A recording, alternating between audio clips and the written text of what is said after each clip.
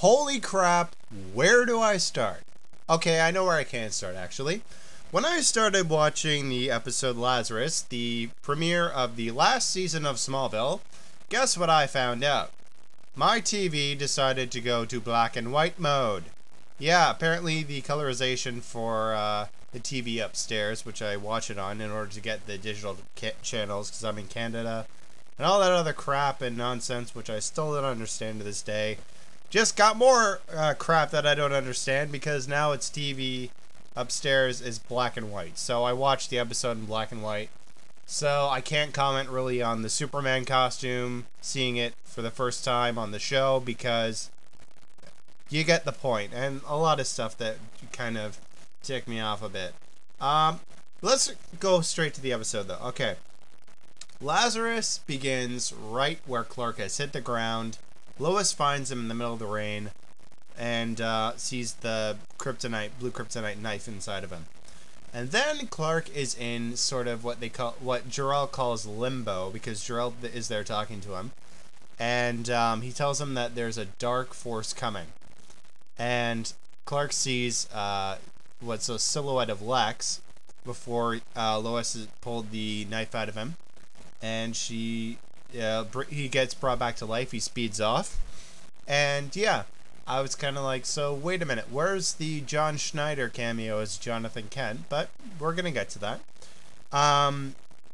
What basically happened from that point on is Clark thinks that Lex is this dark force that's coming.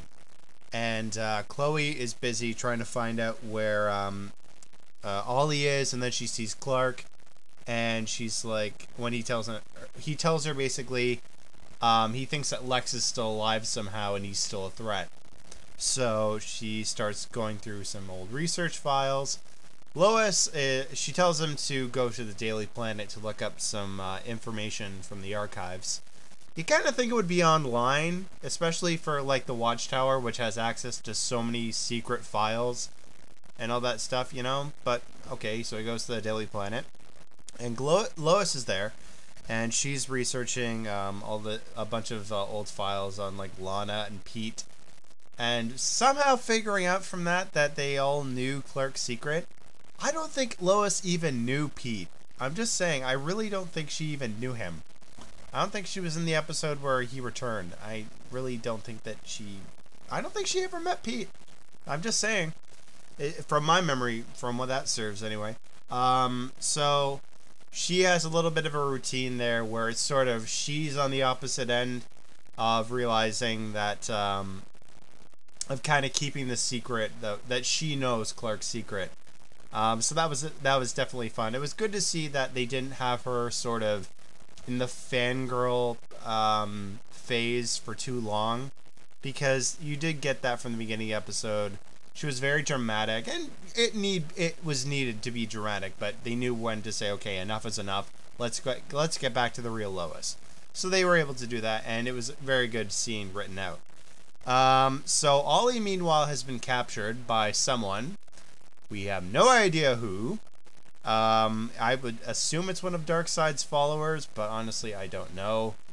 And apparently that Zod mark is gone now. Yeah, because he's shirtless, and from what I could see, he didn't have it anymore. Maybe he did in color, but I don't know. So he's being interrogated, and Chloe ends up putting the Doctor of Fate helmet on to find out where Ollie is. And while that is happening, Tess, after she has died, she wakes up in Cadmus Labs, where she finds out that her face, the other half of her face, has been healed. So that kind of thing that we saw in the previews, that was just like plastic layer. She's perfectly fine now. Kind of, anticlimactic. But yeah, so she starts going through and she realizes that Cadmus is full of Lex clones. And there's this little boy named Alexander, and of course there's all these other clones that are kind of mutated clones of Lex. And she ends up letting one loose, who is considered one of the bad ones.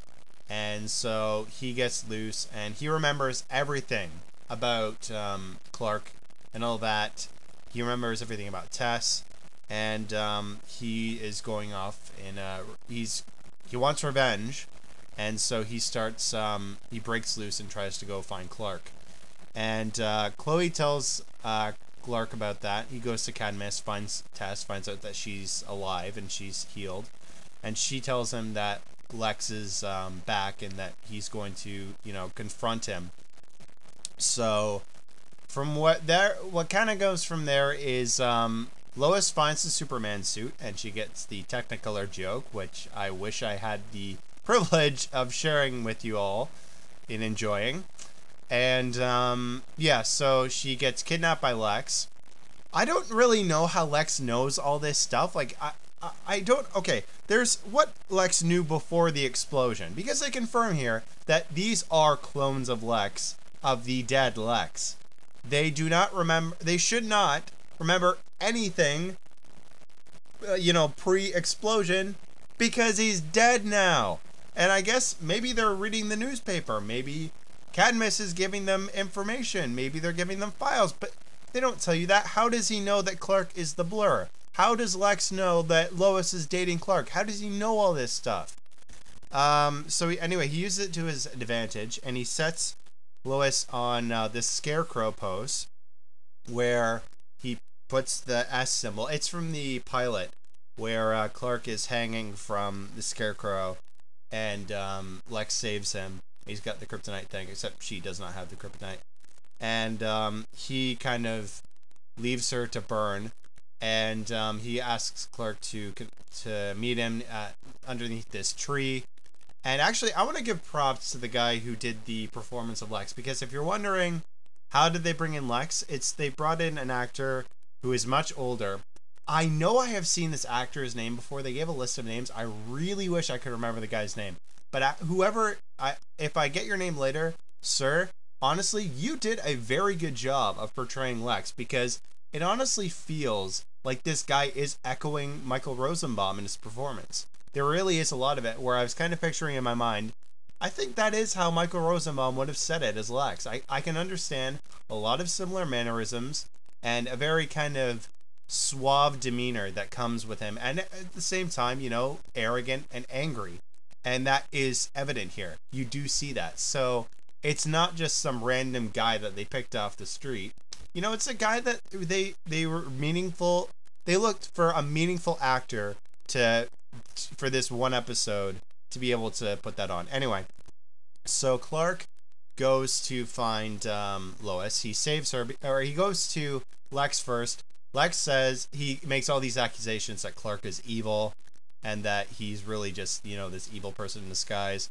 And he pretty much does. He pulls a Green Goblin from the Spider-Man movie, because he says, in one corner you have Lois, who's going to burn to death, and in the other corner you have the Daily Planet, which is the globe is going to blow up. And so he thinks that Clark can't save him, or save both of them, but he ends up doing it. The Lex clone dies, and there's this preview where everybody thinks that Clark actually flew to caught the Daily Planet, and he really didn't. He just jumped up and caught it and landed on the roof. And that was it. So yeah, Clark did not fly yet. What happened after that is Clark went to the barn and he got the Superman costume. Then the crystal, or the key, transported him and the costume to the fortress. Now, this is where I kind of say, what the heck's going on? Because didn't Zod destroy the console of the fortress, say you're not going to talk to Jor-El again? Well, apparently Jor-El and the fortress are fine now. It's been, 6 hours since that, in, time-wise? I don't know. And so he tells Clark that he's kind of full of himself now. The darkness that he was warning was actually Clark. And at first I'm thinking, okay, that's kind of ridiculous. But then looking at it, you kind of do see that Clark has kind of gotten a bit of an ego. Just a tad bit, but is the starting point to something that could lead to something worse. And he gets angry, and he kind of speeds up. The fortress goes dark. What happens after that is Oliver gets released by his captor, actually traded with Chloe as a hostage trade. Tess takes a young clone of Lex home, I guess as a pet or something, And Clark is actually talking to the ghost of Jonathan Kent, or maybe Clark's gone nuts or something, where he asks about what this darkness is, and Jonathan pretty much tells him, prove Jor-El wrong, that you're not the dark person that he claims you to be. And so that's where the episode kind of went to. The last two teasers they left us with is a ghostly, smoky version of Darkseid, which appears right where the Book of Rao was, I think, in the last in the season finale, and a frozen Superman suit in the fortress. And that's the teasers we got. Okay, that's about all I can think of, but it was a great episode, but I am kind of ticked off that it wasn't black and white for me. Anyway, see you guys, bye.